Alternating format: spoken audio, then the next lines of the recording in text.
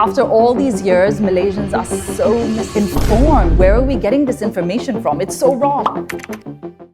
Hey guys, I'm Deborah Henry and I am the founder and executive director of Fugee. And today I'm going to be responding to all of your very, very spicy pedas questions. So these comments were made in relation to a post that Fugee put up on our socials that was talking about the launch of this year's university scholarship program, where we give out full scholarships to deserving refugee youth. And a lot of the comments on the post were misinformed. It was pretty hostile, a lot of haters out there. We really want to correct these comments, and so that's what we're doing today. Take in so much refugee before now, semua minta sedekah in Bukit Bintang area, then what? This is for all those people that hate on a lot of refugees who they see begging in Bukit Bintang and many other areas. Have you ever stopped to ask yourself why? Why are there children on the streets of Malaysia that are standing in the middle of noon under the hot sun begging for money? It's because they are denied every single right to try to make a better life for themselves. They can't get jobs. They have nowhere to turn to for support. Refugees, stateless, Malaysians,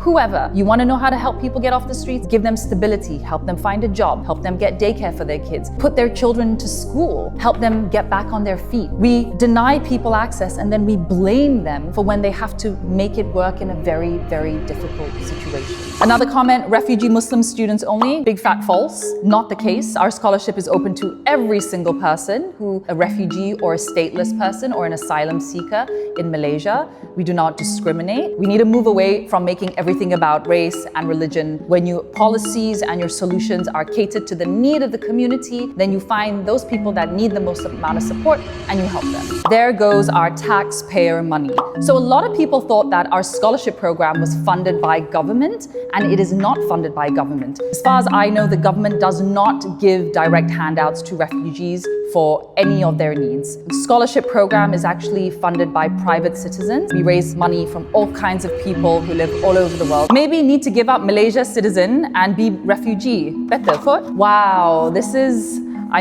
after all these years, Malaysians are so misinformed. Where are we getting this information from? It's so wrong. Firstly, we are very privileged and lucky because we get to carry Malaysian passports. We get protected by our government. As refugees in Malaysia, it is completely the opposite. Many refugees had to flee war, had to flee persecution. Some of them don't even have valid passports with them. And in Malaysia, they don't have any rights, which means they are very much at risk. At any time, they can be detained, they can be put into lockup. If their kid gets sick, families can't work legally, they may not even have enough money to take their kid to a hospital. Life for a refugee in Malaysia is very difficult. You definitely have a more privileged life in Malaysia as a Malaysian citizen compared to a refugee. Lol, there are so many Malaysians who can't get the scholarship. Think local first. I do know that there are so many scholarship programs and opportunities out there for Malaysians. As for refugees, this is the one and only official scholarship program in the country. We've had refugees coming to Malaysia since the 70s, and we still have refugees here today. There is no upside when you don't give people education, the right to work, and other basic services. In fact,